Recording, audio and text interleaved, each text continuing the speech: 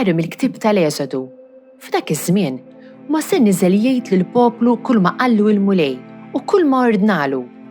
Il-poplu wieġeb b'leħen wieħed u qal kull ma qalilna l-Mulej nagħmluh.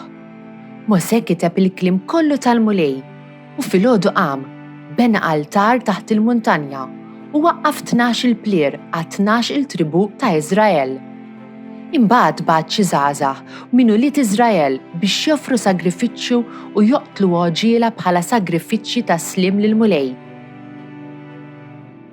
Mosè ħa nofs id-demm u qiegħdu fi bwieqi u xerret in-nofs l-ieħor fuq l-altar. Imbagħad ħa l-ktieb tal-Patt u qara minnu hekk li seta' jisimgħu l-poplu u huma qalu kull ma qalilna l-Mulej nagħmluh u nisimgħu minnu. Mosè mbagħad ħa d-demm u jiroxxu fuq il-poplu qal hawn d-demm tal-Patt li l-Mulej għamel magħkom skont dan il-kliem kollu. Nolli l-kalċi tas-salvazzjoni u isem il-Mulej insejjaħ. X'irrott lill-Mulej għal ġid kollu li għamel miegħi? Nolli l-kalċi tas-salvazzjoni u isem il-Mulej insejjaħ. Nolli l-kalċi tas-salvazzjoni u isem il-Mulej insejjaħ. Għażiża f'għajnejn il-Mulej jil-mewt tal-ħbib tiegħu, jien qaddejt tiegħek bin il-qaddejja tiegħek, int ħallejt li l-irbit tiegħi. Nolli l-kalċi tas-salvazzjoni u isem il-Mulej insejjaħ. Lilek noffri sagrifiċċji ta' ratt il-ħajr u isem il-Mulej insejjaħ. Intemm lill-Mulej l-wedid tiegħi quddiem il-poplu tiegħu kollu. Nolli l-kalċi tas-salvazzjoni u isem il-Mulej insejjaħ. Qari mill-ittra lil-Lut. Ħuti.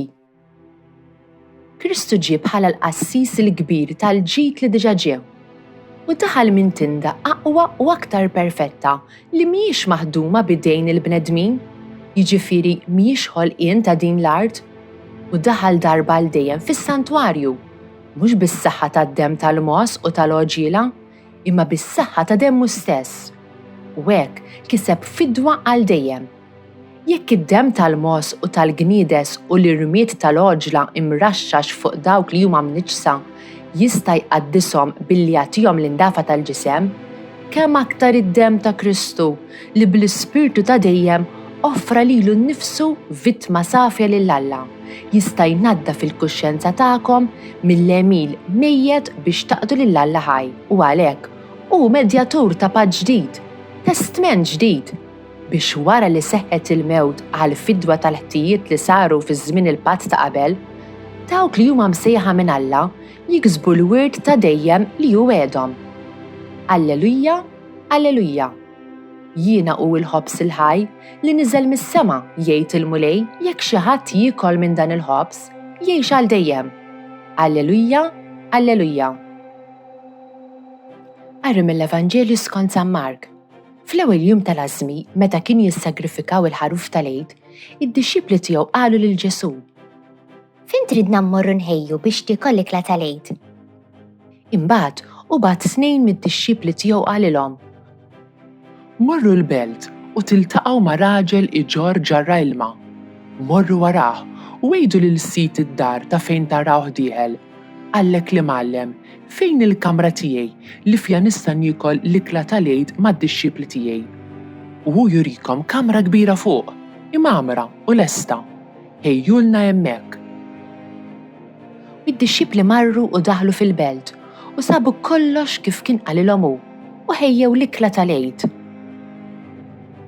Huma u jieklu ħal-ħobs f'idejh, qal il-barka, qasmu, newwilulhom u qal: Ħudu, danu ġismi.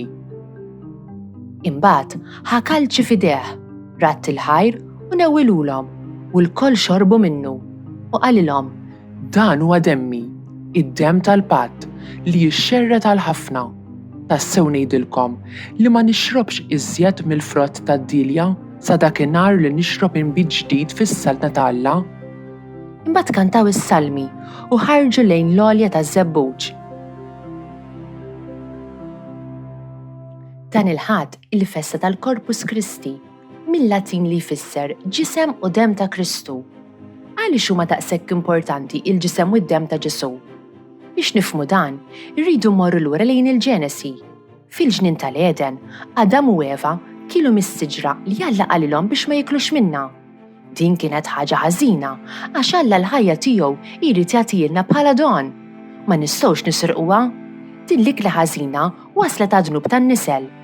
Lil Ġesu jogħġbuh ikli tajbin, kien jieħu pjaċir ipoġġiew jikol mad-dixxipli tiegħu, għamel ukoll mirakli biex jitma' n-nies bħal meta tema 5,000 ruħ bi ftit ħobżiet u ħotiet. Ġesu jurina x-xewqa għandu Alla li jħassar l-ikla ħażina tal-Eden. Dan jurjolna mod speċjali meta jiċċelebra l-ikla tal-Għid fil-Vanġelu tal-lum. Ġesu joffrilna il-ħobs u l-imbid bħala ġismu u demmu stess.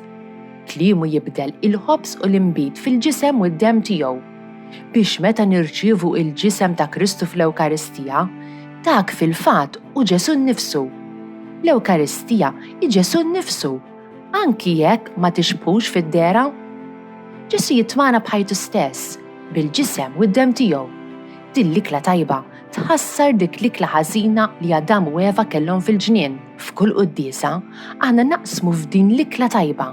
Imma ma rridux ninsew li din l-ikla tiġi bi prezz magħha meta r-relazzjoni tagħna ma' Alla tixxellef ma tissewwiex b'mod ħafif.